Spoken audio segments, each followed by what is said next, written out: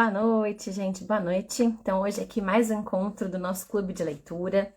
Hoje a nossa proposta é conversar sobre este livro aqui, Cultivando um Coração de Virtudes.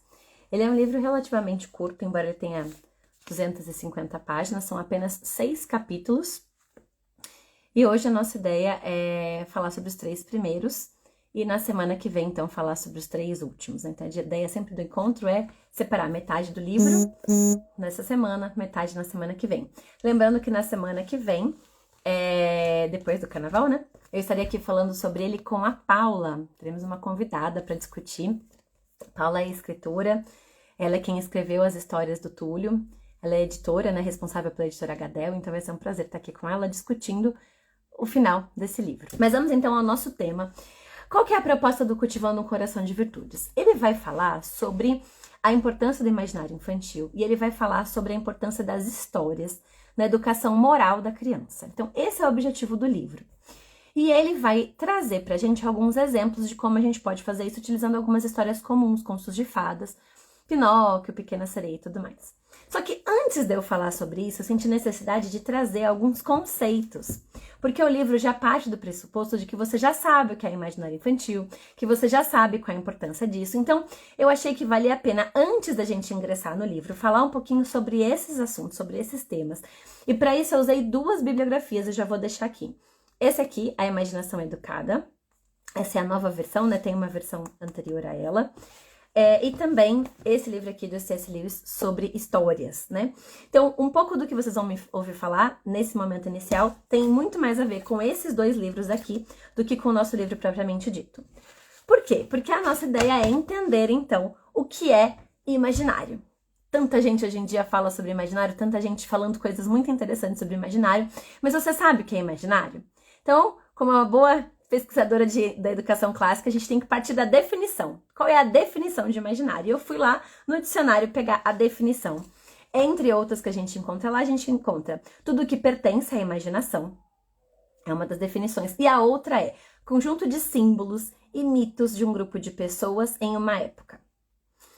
E aí, o que seria a imaginação, né? Qual é a definição de imaginação? É a capacidade da mente de criar imagens e objetos na ausência deles. Então, isso é uma coisa muito importante, a gente vai falar sobre isso mais pra frente, guarde essa informação. A capacidade de você criar imagens cerebrais na ausência do objeto físico.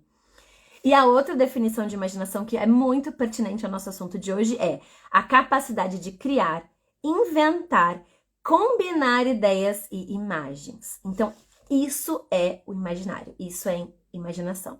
Mas por que que isso é importante? Por que que eu devo falar sobre isso, devo cuidar disso na vida da minha criança? Aí eu peguei algumas outras definições, vou trazer aqui para vocês. São Tomás diz, né? São Tomás de Aquino diz que a imaginação, ela faz parte dos sentidos. Então, nós temos os sentidos externos, o tato, visão, audição. E nós teríamos também os sentidos internos. Quais seriam os sentidos internos, então? O senso comum, a imaginação e a memória, elas vão andar muito juntas, e é uma capacidade logitativa. Então, esses seriam os sentidos internos, interiores.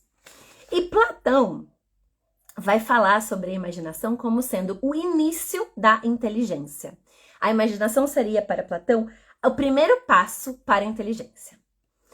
Então, a gente tem aqui já algumas definições, né?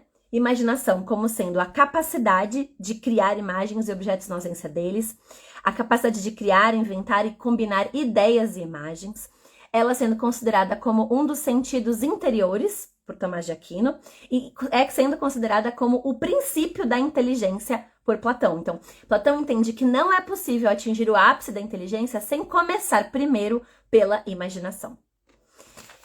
E aí, então, já sabemos qual é a definição, né, de imaginação e de imaginário, por que que isso é importante. Porque, então, eu entendi o que que é, mas por que que isso é importante?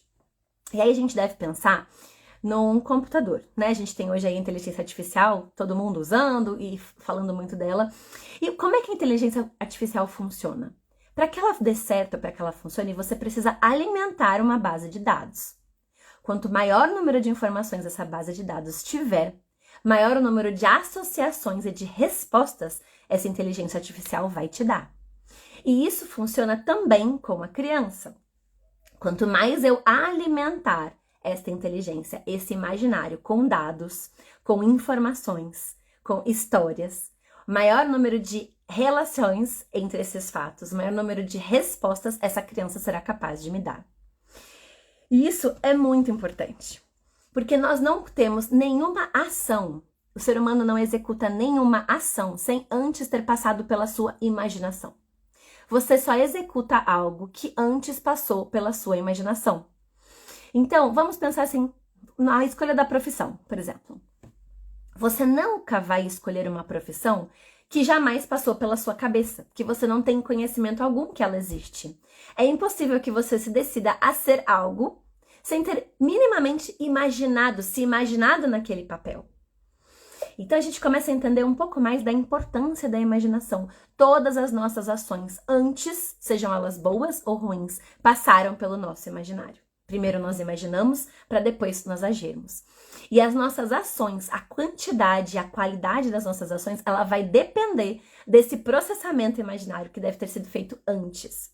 Por isso, é muito importante cultivar numa criança o seu imaginário. Boa parte das suas ações serão resultado do que nós cultivamos nessa imaginação dessa criança. E aí, então nós sabemos o que é imaginação e por que nós devemos alimentá-la. A terceira pergunta seria como alimentá-la. Então, eu entendo que é imaginação, eu entendo que é importante, que só vou ter uma ação dessa criança que tenha passado pela sua imaginação, que eu preciso alimentar essa base de dados com o máximo, né, de informações possíveis para que ela consiga executar o maior número de associações possíveis. Então, mas com o que eu alimento essa imaginação? Como que ela é alimentada? E aí, a gente tem a definição bíblica perfeita, né? Tá lá no Novo Testamento que vai dizer tudo que for nobre, tudo que for bom, tudo que for correto, tudo que for puro, tudo que for de boa fama. Se houver algo de excelente ou digno de louvor, pense nessas coisas. Então, esse é nosso norte. Nós vamos alimentar a nossa mente, o nosso imaginário com coisas que sejam boas, que sejam verdadeiras, que sejam corretas, que sejam de boa fama. Esse é o nosso norte. É com isso que nós queremos alimentar a nossa mente e a mente das nossas crianças. Mas existe uma forma melhor de fazer isso acontecer? Qual é a melhor forma de armazenar essas informações boas, corretas, nobres, puras, excelentes, de boa fama na mente de uma criança? E aí entra, então, finalmente o papel das histórias. História é uma ferramenta importantíssima e muito poderosa para alimentar a imaginação de coisas boas, corretas, puras, excelentes. Nós vemos inclusive exemplos bíblicos de Jesus utilizando de parábolas para ensinar algumas coisas. Porque nós sabemos que as histórias têm a capacidade de explicar coisas que nós não conseguimos explicar de outra forma. A história consegue acessar e transmitir essa informação de uma maneira muito simples, muito fácil. A criança consegue captar muito mais a história do que um discurso, do que uma aula expositiva, do que uma palestra. Então, a gente chega finalmente no objetivo do nosso encontro, que é falar sobre histórias, né? Então, eu sei que o imaginário existe, eu sei o que ele é, eu sei que ele é importante, eu sei que eu devo alimentar esse imaginário não de tranqueira, não de lixo, nem de coisas que sejam sem importância, mas de coisas que aproximem essa criança do bom, do belo, do verdadeiro, do correto, do puro, do de boa fama. E eu vou utilizar as histórias como uma ferramenta poderosa para alcançar esse objetivo. Claro que as histórias não são a única ferramenta, mas quanto menor a criança, mais poderoso é a capacidade da história de transmitir essa informação. E aí, da mesma forma que nós temos como educar a nossa imaginação, o nosso imaginário, nós também temos como deseducá-lo, como fornecer a esse imaginário infantil ou adulto informações que não sejam boas, informações ruins, más, torpes. Então, daí o nosso cuidado da mesma forma que as histórias podem trazer coisas boas, elas também podem trazer coisas ruins. Da mesma forma que eu posso alimentar esse cérebro, essa criança com coisas boas, nobres, puras, corretas, de boa fama, eu também posso alimentá-la de coisas ruins. E esse alimento vai gerar frutos em ações, porque é isso que a imaginação faz. Ela permite com que as ações sejam realizadas. Sem imaginação não há ação. Então, uma coisa interessante, então vamos pensar nas histórias, né? Que tipo de história, então, valeria a pena ser contada por uma criança? Isso é um ponto muito polêmico, muito polêmico. Qual história eu vou usar? Já entendi que é importante usar histórias, que história é uma boa ferramenta, mas eu sei que também pode ter coisas ruins para eu alimentar e eu não quero alimentar coisas ruins, então que tipo de histórias eu devo usar?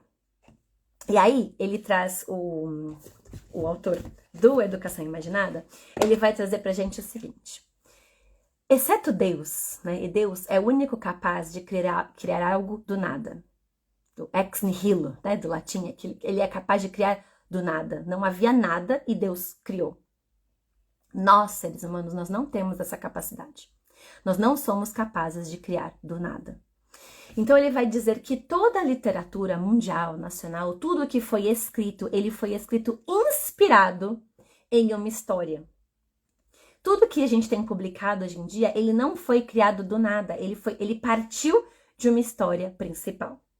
Então ele diz assim, que toda literatura deriva de algo, de uma única história. E se você é cristão, você vai concordar comigo que essa única história, que é a base para toda a literatura mundial ser escrita, é a história da criação, da queda e da redenção. É com base nessa história principal que todas as outras histórias literárias foram construídas. E é por isso que é importante a gente entender esses símbolos, essas simbologias, essas alegorias. O autor vai dizer pra gente o seguinte, que as histórias escritas podem dialogar de forma mais próxima com essa linha dorsal, com essa história única, que daí seria o norte, né, de toda a produção literária da humanidade. Elas podem, então, dialogar de forma próxima ou distante, mas elas dialogam de alguma forma. E a forma como elas dialogam, geralmente, elas dialogam através de símbolos, que são objetos que têm uma semelhança com aquele fato, ou dialogam através de alegorias. Quando a gente tem um símbolo tão claro, tão escancarado, a relação entre um e outro é tão absurda que não resta dúvida, e a gente chama isso de alegoria. E aí, o autor vai dizer o seguinte, que nós devemos ensinar para as crianças as histórias originais, para que elas entendam as histórias derivadas, né? Então, se a humanidade tem aí uma grande linha dorsal, essas crianças deveriam entender primeiro isso para conseguir entender a relação das outras histórias com essa história inicial. E aí, mesmo ele não sendo um pregador, gente, o autor não é, né, a intenção dele não é converter ninguém no livro, mas ele vai dizer que a primeira narrativa que deveria ser contada às crianças, o primeiro livro que deveria ser ensinado às crianças é a Bíblia. Veja só, ele não está falando isso por uma questão de fé, ele está falando isso por uma questão literária, mas para nós que somos cristãos isso é uma coisa muito interessante. Ele diz que sem conhecer a Bíblia, é impossível entender na profundidade os escritos literários, os grandes autores clássicos, por exemplo. Então ele fala o seguinte, que se você tiver que priorizar o que você vai alimentar, que tipo de história você vai contar, primeiro ensine a Bíblia. Depois, ele vai dizer, ensine sobre a mitologia grega e romana. Porque esses mitos gregos e romanos, eles foram base para uma série de outras histórias. E sem entendê-los, a gente vai ter dificuldade de entender outras histórias. E no fim, ele vai mencionar ensine Shakespeare e Milton. Então, essa seria a tríade que o autor deste livro aqui propõe para que você forneça a criança. Lógico, de acordo com a sua maturidade. Existem peças de Shakespeare, por exemplo, que você não vai apresentar para uma criança pequena. Existem temas ali que não são pertinentes a uma criança pequena. Mas o que ele quer dizer é o seguinte aqui. Não ensine nada avançado sem antes ter passado por isso, sem antes ter cimentado o conhecimento bíblico, sem antes ter ensinado sobre os gregos e romanos e sobre a sua mitologia, sem antes ter ensinado Shakespeare e Milton. Então, se você tiver que priorizar da literatura mundial, priorize isso primeiro e a partir daí construa o ensino das outras histórias, das outras escritas, porque de acordo com ele, todas as outras elas foram construídas com base nesse tripé. E aí, ele vai trazer pra gente que a literatura, ela, além de alimentar o imaginário das crianças e nós também, né? Além de ajudar a alimentar essa base de dados de forma a permitir que essa criança consiga fazer maior número de relações e ter uma ação cada vez mais cheia de possibilidades, né? Porque quanto mais ela entende, mais ela consegue reagir a esse mundo. Ele diz que a literatura tem o papel de trazer à criança a chance de viver experiências maiores e mais intensas. A gente consegue, através da literatura, vivenciar mundos melhores ou piores. A gente consegue enxergar na literatura coisas que nós queremos para a nossa vida e coisas que nós não queremos. E ele diz que isso é uma grande riqueza. E aí eu vou trazer na íntegra para vocês o que ele diz. Se você tem o livro, A Imaginação Educada, na página 68, ele diz o seguinte: não importa quanta experiência acumulemos ao longo dos anos, jamais alcançaremos em vida toda a dimensão da experiência proporcionada pela imaginação. Só conseguem alcançá-la as artes e as ciências, e destas, só a literatura nos dá toda a amplitude e alcance da imaginação humana, tal como ela se vê. Então, assim, por mais que você forneça para sua criança uma vida cheia de oportunidades e de vivências, jamais ela vai conseguir vivenciar tudo. A gente pode pegar desde questões muito simples, por exemplo, nós vivemos num país tropical. Se você não viajar para essa criança conhecer a neve, jamais ela vai entender o que é tocar a neve. Mas se ela leu um livro, por exemplo, da Laura Ingalls, que tem lá o Longo Inverno, ela vai entender a dimensão do que é viver num lugar cheio de neve, das dificuldades que é estar ali naquele local, dos problemas que aquilo pode causar, das alegrias que também traz. Então, assim, mesmo que você não consiga vivenciar aquilo, a literatura te permite vivenciar. E às vezes, mesmo que você tenha vivenciado, a literatura tem a capacidade de expandir essa vivência, de uma forma que talvez você jamais seja capaz de provar. Porque ela pode apresentar para você uma vivência ampliada daquele problema, uma vivência ampliada daquela solução. E isso alimenta a imaginação dessa criança. Essas experiências ampliadas vão alimentando e vão dando para ela possibilidades de: isso eu gostaria de vivenciar, isso eu não gostaria de vivenciar, isso eu quero para mim, isso eu não quero para mim, isso seria uma boa resposta, isso não seria uma boa resposta. Então, dessa forma, a literatura é uma ferramenta poderosa de expandir a vivência dessa criança. Ele fala que a literatura também tem a capacidade de contar a história da humanidade, na história antiga, medieval, moderna, de uma outra maneira. Ela consegue contar essa história com uma outra ótica. Às vezes, ali no pano de fundo de uma história, essa criança vai entender muito mais, por exemplo, sobre a Revolução Russa, do que ela entenderia em 30 aulas expositivas sobre o assunto. Porque a literatura tem essa capacidade, tem esse poder de trazer para ela a experiência daquele fato acontecido naquele tempo, com aquele povo, naquele lugar. Além de tudo isso, ainda, né, se não fosse bastante, a literatura também tem a capacidade de expandir o vocabulário dessa criança e a forma como ela pode se expressar. Então, assim, além de alimentar a imaginação, expandir esse imaginário e trazer para essa criança vivências que ela jamais poderia vivenciar, né, ali na sua vidinha, no seu mundo, por melhor que ele seja, por mais cheio de oportunidades que ele seja. Além disso, a literatura ainda pode oferecer para essa criança uma expansão de vocabulário de forma que ela se expresse cada vez melhor. E a gente sabe que a linguagem e a inteligência, elas andam de mãos dadas, porque é impossível pensar se nós não temos linguagem para isso. Então, nós primeiros precisamos adquirir linguagem suficiente para elaborar pensamentos.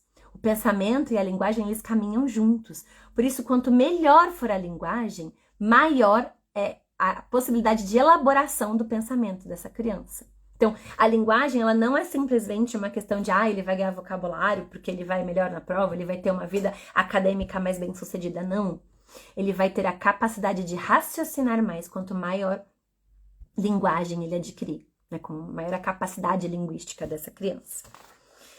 Então, gente, tudo isso só para introduzir, né? Como eu falei, esses temas estão aqui nesses 2 livros.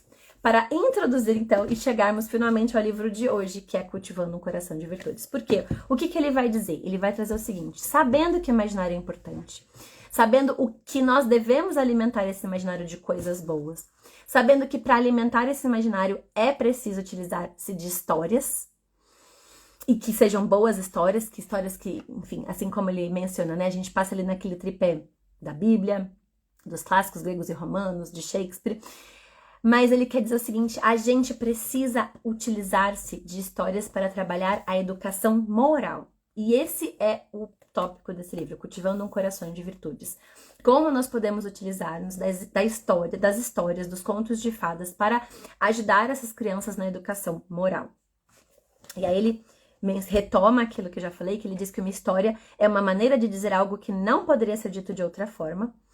E ele vai falar da importância que a história tem na criança para formar esse imaginário moral, educar essa imaginação moral de que o bem e o mal devem ser claramente reconhecidos e identificados. Isso é muito importante na formação moral da criança. A figura que é má, ela tem que ser má e ponto final, e acabou. Então, o lobo mau da Chapeuzinho Vermelho, ele tem que ser mau, ele tem que ser combatido.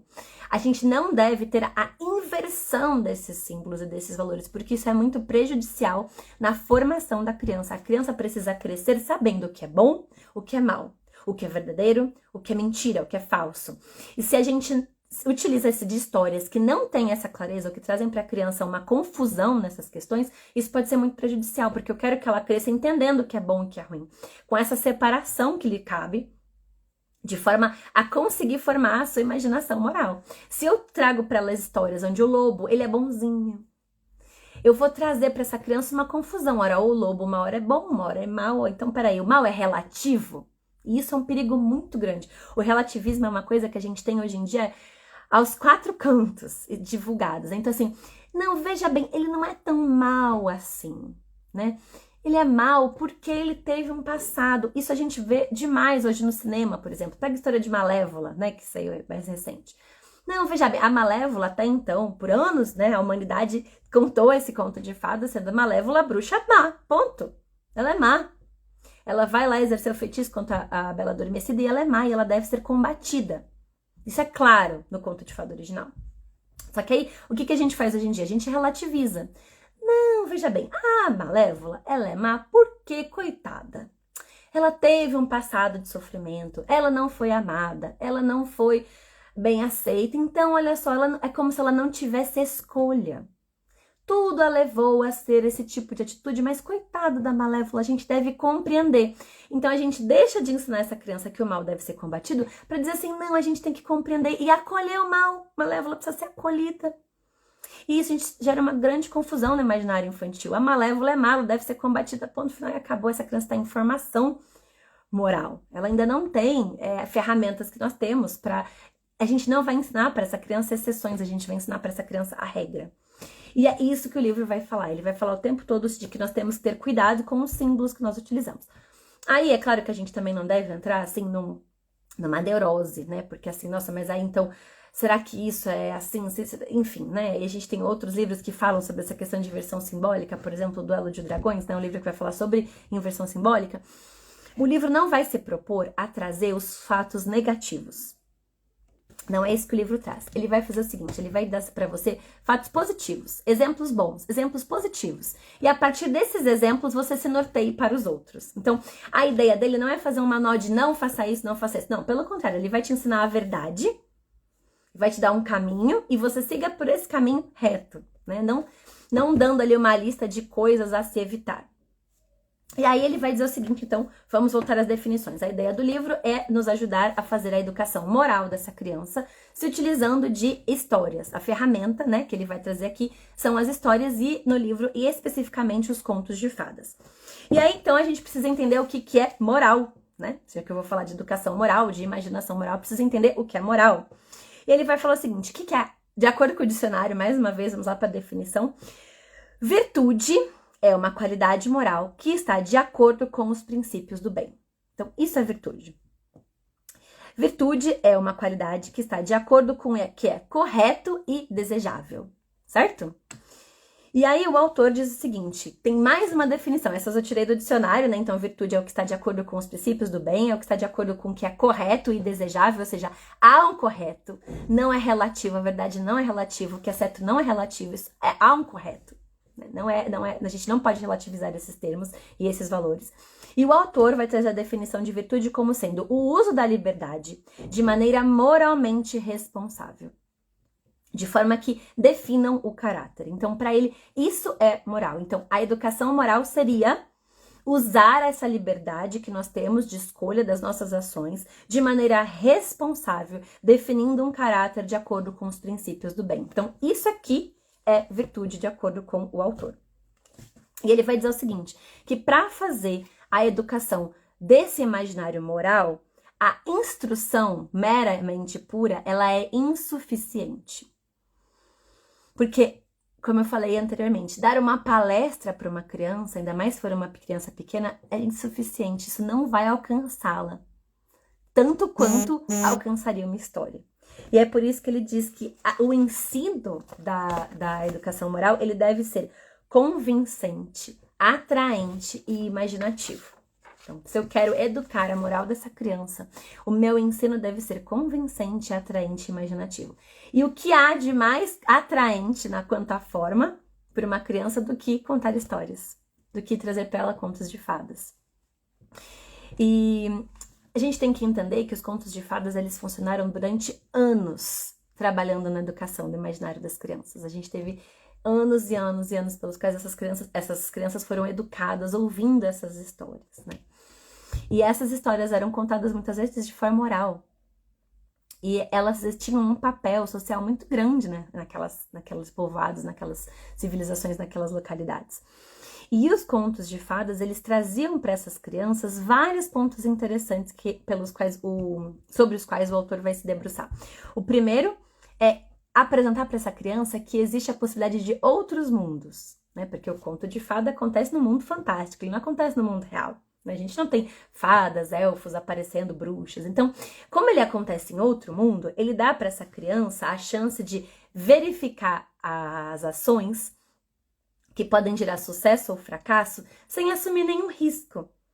Porque ele não está no mundo real, né? Então, ali a criança pode vivenciar o príncipe que vai lutar com o dragão e tem o risco de morrer ou não, mas isso não oferece risco para ela. Isso não é real. Ela sabe que não é real, ela sabe que aquilo ele é real dentro da imaginação, né? Não do mundo em que ela vive. E ele vai trabalhando, ele vai dizendo que esses contos de fadas vão ajudando essa criança a criar sua própria identidade. Ela vai conseguindo entender o que é bom, o que é mal, o que é certo, o que é errado, e qual papel ela vai desempenhar ali. E ele vai trazer metáforas para essa criança conseguir entender cada vez mais o mundo. Aí, a gente tem uma série de livros publicados trazendo, por exemplo, interpretações dos contos de fadas. Eu, por exemplo, no meu ginásio, eu tive um professor de história que falava muito sobre contos de fadas. E ele trazia pra gente algumas explicações dos contos de fadas que eu fico me pensando, né, quando eu olho pra trás e penso assim, gente, como é que eu tinha maturidade na 7ª série de entender aquilo que ele estava falando? Não sei como é que aquilo foi processado na minha cabeça naquela época. Mas a gente sabe que tem vários autores que vão trazer versões e interpretações dos contos de fadas que não necessariamente são 100% verdade. Sabe por quê? Porque nós não temos um autor magno que tenha explicado todos os contos de fadas, isso não está escrito. E algumas histórias, elas podem permitir dupla interpretação. Então, quer um exemplo? Chapeuzinho Vermelho. Há uma corrente de pessoas que diz que esse Chapeuzinho Vermelho era uma história contada às crianças para que elas fossem... como eu posso dizer, protegidas contra a pedofilia, por exemplo. E que o lobo seria aquela figura que aliciaria as crianças. Então, essa é uma interpretação corrente. Há interpretações, por exemplo, que contam que as princesas sofreram abuso. Então, a gente vai encontrar, assim, das interpretações as mais malucas possíveis e imagináveis. E não é sobre isso que o autor vai falar nesse livro, né? Não é a opção dele, não é apresentar pra gente uma interpretação dos contos inequívoca. Na verdade, o que ele quer é trazer para você um exemplo de como trabalhar a educação moral da criança através de algumas histórias. E ele vai mencionar as 5 histórias que eu vou falar para vocês aqui. Então, ele vai falar sobre Pinóquio, A Pequena Sereia e a História do Coelhinho de Veludo. Depois ele vai falar sobre Vento nos Salgueiros, Teia de Charlotte e Bambi. Ele vai falar sobre Nárnia no livro A Rainha da Neve, o Leão, a Feiticeira e o Guarda-Roupa. Desculpa, o livro é O Leão, a Feiticeira e o Guarda-Roupa, mas ele vai falar sobre a figura da Rainha da Neve. E por último ele vai falar da Princesa Irene e da princesa que está no livro A Princesa e o Goblin, e vai mencionar também Lúcia, que está no livro Príncipe Cáspio. Então é sobre essas histórias que o autor vai se debruçar, e é sobre elas que ele vai apontar possíveis ensinamentos que estariam contidos nessa história e que essas crianças poderiam acessar de forma inconsciente ali enquanto tem contato com essa história. E aí, como eu falei, né, anteriormente, eu vou dividir essa discussão das histórias junto com a Paula, porque nada melhor do que alguém que escreve para crianças, né, que tem uma editora ali de livros com foco no público infantil para me ajudar nessa discussão. Mas eu queria trazer para vocês hoje apenas um exemplo de como que ele faz isso, mencionando aqui a história do Pinóquio. Então, como é que a história do Pinóquio ajudaria a gente a fazer a formação moral dessa criança, né? A educar a imaginação moral. Então, ele vai falar o seguinte, a história do Pinóquio, e aqui entendam que é a história do Pinóquio original do livro, que nada tem a ver com o conto da Disney, não necessariamente as versões do filme são as versões originais das histórias. Então, de acordo com o livro, Pinóquio, qual é o foco do livro? O foco do livro é que Pinóquio gostaria de se tornar um menino de verdade. Essa é a ideia, né? Então, Pinóquio é um boneco de madeira criado, né, pelo Gepeto, e ele quer se tornar um menino de verdade. E aí, o autor do Cultivando o Coração de Virtudes vai dizer o seguinte, que o livro o tempo todo vai trazer que Pinóquio ele gostaria de crescer, de se tornar um ser humano maduro. E ele vai trabalhando o que é essa maturidade, o que é ser responsável, o que é crescer, de acordo com o autor da história. E aí, ele vai falar o seguinte, que um dos paralelos que nós poderíamos fazer é que o Pinóquio, enquanto criança, cabeça dura, né, que ele tinha a rigidez da madeira, né, porque ele é feito de madeira, ele não é maleável. E essa rigidez também era encontrada na sua mente e na sua vontade. Então, Pinóquio, ele é um personagem cabeça dura. Ele é movido pelas suas paixões indisciplinadas, né, que não são educadas. Ele resiste a bons conselhos. As pessoas dão bons conselhos para Pinóquio, o Pinóquio rejeita. Ele segue no seu caminho, né, cabeça dura ali, não quer mudar. E aí, o livro vai dizer que, quando é contado pela Disney, como é que Pinóquio se torna um menino de verdade? Então, de acordo com a Disney no filme, a mágica acontece porque ele foi bom. Então, Pinóquio tem uma boa atitude para com o seu pai, para com Gepeto, e por isso, como recompensa, a fada azul o transforma em menino. Como se Pinóquio fosse justificado pelas suas boas obras, né? Mas o autor do livro original não traz essa versão. De acordo com a versão do livro original, né, do conto, Pinóquio ele vai ser transformado quando ele é perdoado pela fada. Ele se arrepende das suas atitudes. Ele ainda não tinha se tornado um menino bom. Ele não tinha ali feito 100% boas atitudes, mas ele tinha se arrependido. E pelo seu arrependimento, a fada aceita esse arrependimento de Pinóquio, entendendo que era um arrependimento genuíno, e aí sim ela o transforma em um menino de verdade. E porque ele foi transformado em menino de verdade, aí então ele passa a agir de maneira cada vez mais responsável. Então o autor vai trazer pra gente, olha a diferença do ensino que o filme pode trazer, que o livro pode trazer, né? E durante toda a história, Pinóquio vai ser várias vezes desviado do caminho certo porque ele quer ter um prazer fácil e um ganho rápido. E isso vai trazer para ele consequências graves, ele vai ser enforcado, ele vai ganhar orelhas de burro, ele vai ser afogado, vai ser engolido, né, pela baleia, enfim, uma série de atividades que vão ser muito prejudiciais a ele porque ele resiste. Ele ainda quer o prazer, né, disciplinado na hora que ele quer, da forma que ele quer, ele resiste ao bom conselho. Mas em um momento, depois de tantas atrapalhadas, depois de tantas questões que o fazem sofrer, ele se arrepende. E aí ele decide mudar. E aí ele é perdoado e ele é transformado. E a partir de então ele vai viver de acordo com essa transformação. E aí ele chega então ao que seria a maturidade, né? Pinóquio vai chegar à maturidade quando ele consegue disciplinar as suas paixões, agora ele não vive mais de acordo com as suas vontades, e quando ele vai ser receptivo aos bons conselhos e ao ensino. E aí o autor vai falar o quanto que nós podemos tirar dessa história para a educação moral de uma criança, né? Quanto que a gente economiza de sermão, né? Falando pro nosso filho, meu filho, ouça o bom conselho. Eu me coloco aqui no lugar dessa pessoa do discurso, viu, gente? Quantas vezes eu já não fiz, né? Ouça o bom conselho, meu filho, eu tô te falando pra fazer assim, vá por esse caminho que as coisas vão dar certo. Você tá insistindo de ir pelo caminho errado, você vai se dar mal, vai trazer consequências e blá, blá, blá, blá, blá. E o quanto que esse discurso, às vezes, não surte efeito na criança e o quanto que a história pode surtir, o quanto que a história pode alcançar e pode trazer pra ele, olha só. Pinóquio foi resistindo ao bom conselho do pai. Olha o que aconteceu com ele. Ele vai ser enforcado, ele vai ganhar orelhas de burro, ele vai, enfim, tudo que ali aconteceu de ruim com ele nessa história. Então a ideia do autor é justamente esta, é que a história consiga mostrar para a criança coisas além do que o nosso discurso poderia mostrar. Ela consiga expandir para essa criança, né, e vivências, experiências no mundo seguro que ela pode vivenciar ali, que é o mundo da imaginação, que não oferece risco para ela e que traga para ela cada vez um número maior de informações para que ela possa trazer mais associações, né, com essas ideias e para que ela consiga cada vez mais ter melhores atitudes a partir disso que ela imaginou. Então, esse é o primeiro exemplo que ele traz no capítulo 2, a história de Pinóquio. No capítulo 3, ele vai falar sobre o coelho de veludo. Esse é o último capítulo que eu vou falar aqui com vocês hoje. O 4, 5, 6 vou deixar então para o próximo encontro junto com a Paula. E qual que é a história, né? Qual que é a ideia do coelhinho de veludo? Aliás, o coelhinho de veludo acabou de ganhar uma edição nova, que vale muito a pena, uma edição linda, ilustrada. A gente tinha uma edição bem ruim, né? Enfim.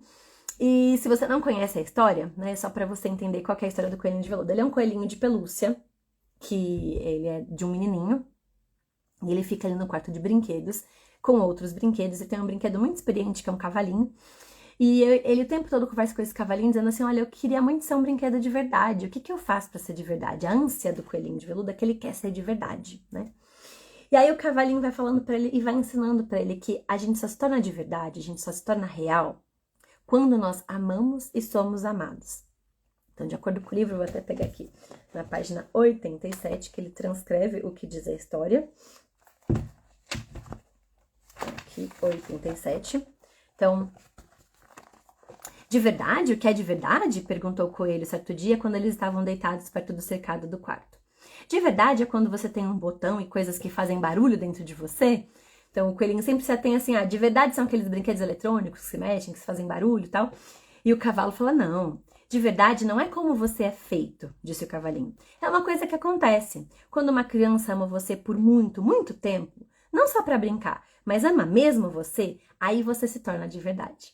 Então, esse é o ponto central da história, né? Então, o coelhinho, ele quer ser de verdade e o cavalinho vai dizer para ele que ele só vai ser de verdade quando ele for amado e quando ele amar alguém. E aí ele diz o seguinte, que quanto mais ele for amado, né, quanto mais o menininho brincar com ele e gostar dele, talvez ele se desgaste, né? A sua pelúcia fique gasta, cai ali um botão, a sua costura pode abrir, né? E aí ele fala o seguinte, demora um bom tempo. É por isso que não costuma acontecer com aqueles que se quebram facilmente. Então, porque demora, né? A criança precisa criar um relacionamento com ele, isso vai gastar, vai desgastar. Mas essas coisas, ele fala, essas coisas que se perderam, que se gastaram, não importam em nada. Porque quando você é de verdade, não tem como você ser feio. A não ser para as pessoas que não te entendem e não te amam. Então ele diz o seguinte, que você, coelhinho, vai ser sempre bonito. Se você for amado pelo menino, não importa. Se o seu pelo tá gasto, se o seu botão caiu, ele vai te amar, porque ele, aliás, você vai ser de verdade e ele vai te amar e isso não vai importar, porque você vai ser sempre bonito para ele.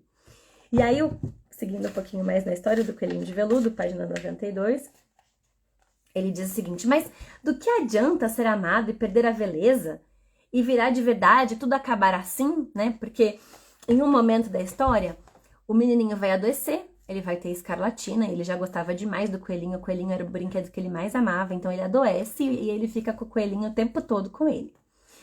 E aí, quando o menininho fica muito doente, né, quase morre, vem o médico e diz pra mãe do menininho o seguinte, olha, você tem que queimar todos os objetos e roupas que estavam com o menino, porque senão ele vai se contaminar de novo. Então, pegue tudo e queime. E aí, então, a mãe pega tudo, pega o coelhinho, inclusive, põe no saco de lixo e põe lá fora pra queimar. E eu vou contar o final da história, gente. Se você não quiser saber o final da história, pula aí, né? Enfim, não ouve essa parte que eu vou dar o spoiler, mas é que pra você poder entender qual é o ponto central da história, né?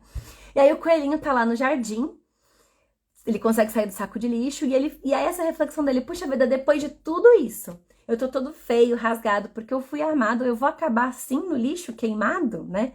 Ele tá triste, por quê? Que todo esse esforço não valeu de nada, a vida acaba aqui, eu vou ser incinerado?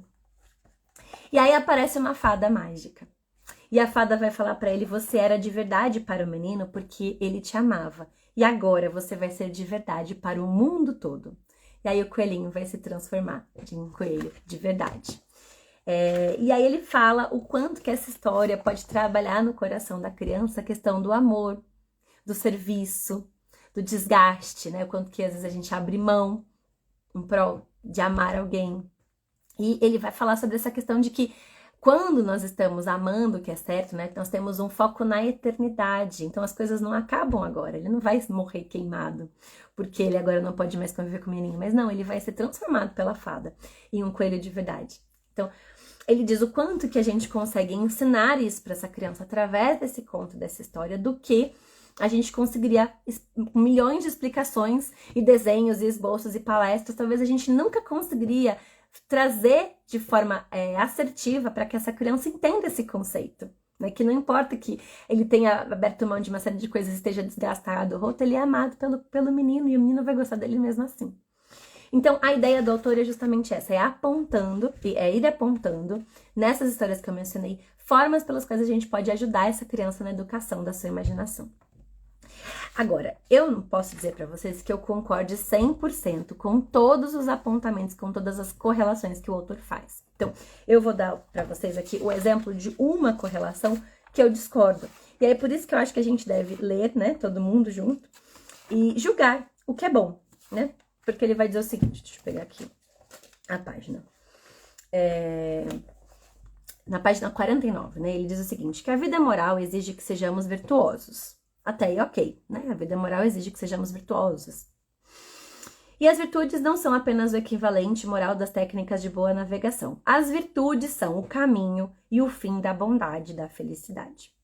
Então, veja, essa afirmação que as virtudes são o caminho e o fim da bondade e da felicidade, eu tenho que discordar do autor, né? Porque para mim, só há um caminho, que é Cristo, né?